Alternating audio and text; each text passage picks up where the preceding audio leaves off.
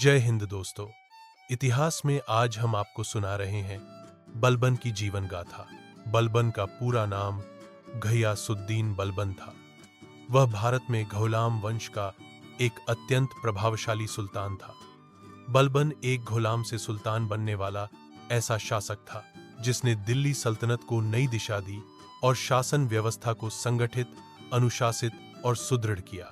बलबन का जन्म तुर्की के एक कुलीन परिवार में हुआ था, लेकिन मंगोलों के आक्रमण में उसका परिवार उजड़ गया और वह बाल्यावस्था में ही घुलाम बना दिया गया।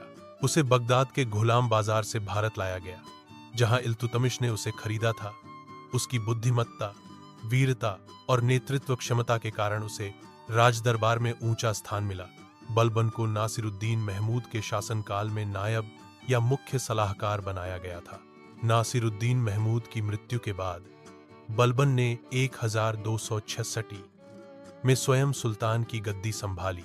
बलबन का शासनकाल 1266-287 उसने जिल्ल इलाही, ईश्वर की छाया जैसी नीतियां लागू की, जिससे सुल्तान को भगवान के प्रतिनिधि के रूप में प्रस्तुत किया गया।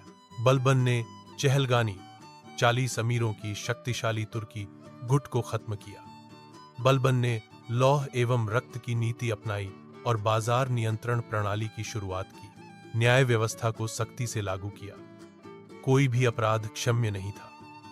बलबन ने सिजदा और पोबोस प्रथा शुरू की तथा फारसी त्योहार नवरोज की शुरुआत की। बलबन का प्रिय पुत्र मोहम्मद, जो मंगोलों के विरुद्ध युद्ध में भेजा गया था, वह जंग में मारा गया। बलबन इस घटना से अंदर से टूट गया और अंततः यह सदमा उसकी मृत्यु 1887 ई का कारण बना। बलबन ने सुल्तान की प्रतिष्ठा को ईश्वर तुल्य बना दिया।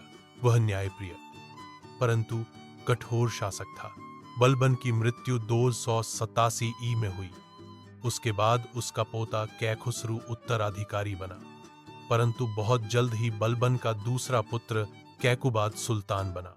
ये थी दोस्तों बलबन की कहानी। आपको ये कहानी कैसी लगी कमेंट करें।